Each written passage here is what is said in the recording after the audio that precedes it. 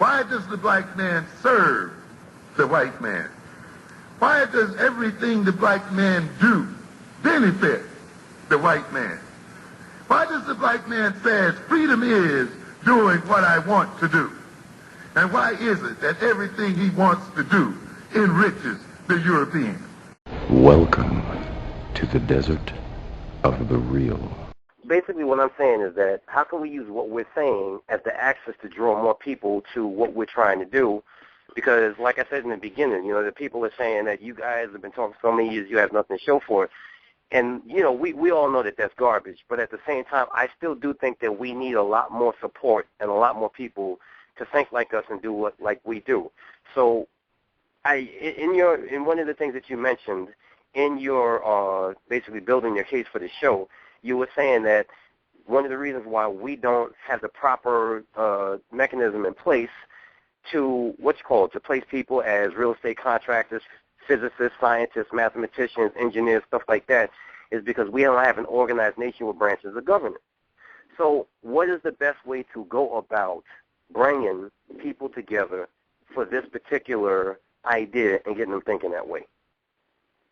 Well, the short answer is show improve, but the more expanded answer to that is you have to have, in my opinion, short-term goals, short-term reachable goals that you can do where you can show people something that you've actually accomplished.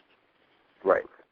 Because people, there was I remember this old John Woo movie, Hard Boiled, and the gangster in the movie said people only respect success; they don't care how it's achieved. Right. And that's true. Yeah, it's like true. you show that you're successful, you get more people paying attention to you and listening to what you have to say. Right. And that's why, like I said, I had posted in the group, I feel like the get out in the street people want me to be a freaking vacuum cleaner salesman. You want me, your product is bullshit, but you want me to get out there and aggressively sell it. I can't do that. I can't sell people stuff that I don't believe in. Right. So my thing is, if you give me a product or a service and I believe in it and I know and I've done it, I've applied it in my life, and I know how good it can do for me, it's done for me, and I want to share it with somebody else, then yeah, I'll get out there and I'll talk all day long about it. But don't get me out there telling people I'm going to go to a drug dealer who's making, thousands of dollars each week, able to take care of whatever he wants to financially, and I'm going to sit up there and tell him, no, brother, you shouldn't be doing that. Right. And I'm going to give him what as an alternative? Yeah. My thing is, don't preach to people if you can't give them alternatives. We basically have put our people out there on ass, and so they do what they have to do to survive. So I'm not attacking them for doing what they got to do. Whether I feel it is right or wrong is really irrelevant. Right. If I can't put food on your table, I can't be dictating what you need to do to put food on your table. Especially if we don't have no support system in place to take care of our people, and then now we're going to judge them because of what they're doing minus the support system. That's bullshit. Right. 100% right. Nobody has a right to judge anybody at this stage in our community. Because the bottom line is you are on your own. Right. I've known that for all the time. We are on our own. I realize that besides for my family, for what little my family helped me out over the years, bottom line is I know for a fact I'm on my own. Can I tell you all a story? Yeah, This is a short story. A brother on YouTube, he was listening to my videos and stuff, and he's been listening to me for a while. He sent me a private message, and he was feeling guilty because he has a business.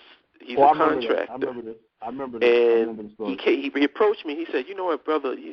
I'm really trying to be down with our people, but every time I get a brother or sister to be a part of my business, they screw me over. And here I have this white man who's actually going to give me business." And so he's sitting up. He's asking me what's my take on it? I said, "Brother, you do what you got to do to make yourself, for yourself and your family. What am I going to tell you? I'm going to tell you you're going to turn down business when people is not stepping up to the plate to help you out, and you're going to take one for the team and put your family at risk for some concept, some non-existent cause? Let me answer that. I remember when that happened and you said that, right? And you put out that video, and I said to myself, that's when I knew. Hold up! I said, this. I gotta be with this brother for a long time. I said, this brother for real, because basically I went through that same thing. You know, I had white men, all kinds of people that want to partner, saw something in me when I was young and said they want to partner with me, give me business. I could be a success. I could be a millionaire right now. But no, I wanted to do the black thing. I wanted to get the black business together. And every time I look around, there was black people stabbing me in the back. And no, we can't work together. It'll never work. No, everything. And I'm saying to myself, man, what if I would have basically said, look, let me build this business first, be successful, and then come back to my community, you know? Right. I was like, no, it got to be all black and everything. This is me being young, not being young and naive. And that's why I call up, because my thing is, our culture is strong. Think about it. The mere fact that we are on this phone having this conversation shows how strong our culture is, because we shouldn't even be existing. So I don't think that other people's culture is gonna infect me like a damn virus. I can't work with white people, because if I work with you, I'm gonna become a white man. What kind of craziness is that? Most people believe it. They consciously believe that. Oh, you remember? But you know what though? Listen, and I agree with the both of y'all. And you know what's funny? I had Warlord on my show, I want to say a year and a half ago. And he had the same story. You know how intelligent he is. He had the same story. He said that when he was younger, because he was affected by the so-called militant philosophy, that he had the opportunity to be around some heavy hitters in the field that he chose. But he, I don't want to be around these white folks and all this other stuff, so he passed up that idea. And he says, when I look back at it now, I should have took it. I just think that this is the reason why a person like me, I do what I do.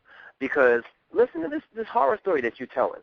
There's a lot of brothers and sisters who have yet to live that, but are going to live that inside some kind of movement, brother. And they're going to, they're going to have the opportunity to, expand their economic interest, their skill interest, or whatever. And they're going to turn it down because the minister didn't say so, the director didn't say so, or whatever, and you're so-called selling out. And unfortunately, if that person would have took that opportunity, whether it's to be, whether it's to learn from a white person, whether it's to learn from a Jew, whatever it is, and then get that money and come back to us, if they would have done it that way, we'd be much further ahead now than we are.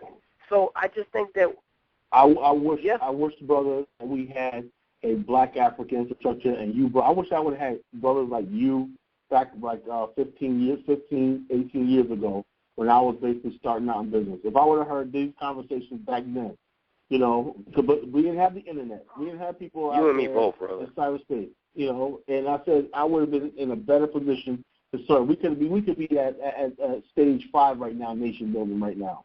And you know what's funny? Without a doubt, man. You know what's funny? I want to ask these same people who say that you selling out. Is the agent that you guys keep talking about selling out? The ones who's infiltrating into our organizations and into our culture, are they selling out too? Because how is it that they can go in the midst of us and not be afraid of us rubbing off on them? Right. We're so weak that anybody could just rub off and we just sell out and whatnot, We need brothers that, to make this work, brother, we're going to need brothers that basically that can sit down with anybody and have anybody. You got to feel your culture is powerful and that nobody can overtake and overcome and defeat your culture. And that's how the Chinese are. That's how the Japanese are. That's how the Italians are. That's how the white people are. White people, me in Virginia, I should be. Most of my clients are black. Now you would think living in an area like this that I should be rich right now, but no, I have to deal with stone cold rednecks coming into black areas, taking business from me out of my pocket because these white guys these people don't care. They're going to come and get what they got to get and go back to wherever they're going from. They don't care. But we are so scared to venture out and everything. That's why I have expanded my client list to white, Asians, everybody, Spanish, everybody. Because the bottom line is that's the way we have to do. And forget all that, this and the other thing. And some people try to, like that clown that called my show the other day, talking about, yeah, well, don't you do insurance? I said, I don't care. Take out an ad in the local Virginia newspaper, try to expose me and whatever like that. Don't you have white? I don't care. Expose you as what? Oh my God! Black radical racist and whatnot. That's what they threaten you with shit like that. I'm like, I don't care. Wow, I'm a black man in America who has a business in America. Wow, what a hell of an expose. Yeah, oh yeah, well, you shouldn't be talking all this stuff because you have white clients. White people will say nigger, cracker, be in the Klan and come to you and sell you a car, sell you a house, sell you anything because they're free. But we ain't supposed to be, I should be able to go out and do business with anybody. Money is money, green is green. That was no reflection of who I am. But you know what, though, Colin? Honestly, if that person was to take out that ad, let's just say, because I thought about this myself, but if that person was to take out that ad about you and white folks started listening to your show, what would they be able to say? They wouldn't be able to say Colin was saying kill Whitey. They wouldn't be able to say Colin was saying nuke America or nothing like that. What they would be, it would start it, and if you ask me, what it would do is it would start an intelligent discussion because if any Caucasian, if any Caucasian listens to any of my shows, what he's going to say is, okay, why do you feel that way? And we're going to have a discussion because I'm going to say, because I worked for you fools for so many years, and you passed over me. I showed up early. I stayed late. I went to school, I got certifications, and you still passed over me. So after all of that, I do not want my children and my children's children to grow up and die early from the stress of dealing with y'all. So therefore, I'm doing my show. What do you have to say about it? What causes these dynamics is, one, this whole concept of separation, which is bullshit. Right. And also, it's like, I'm one of these people, and I tell people at my job, you know how you have certain black people, like when they get around white folks and they're like, let's say they have a black coworker, so when they speak to their black coworker, they'll whisper, they nationalistic stuff under there. I don't do that. If I can't speak, if what I'm saying cannot be heard by everyone, then I won't be saying it. Right. I'm not going to sneak my national. I'm not going to be silent with who I am. So if it's like Jesse Ventura said something. I heard him in an interview, and he said that when he was running for governor, he didn't have a speechwriter because he figured if I'm telling the truth, it's not that I have to really remember. I just tell the truth.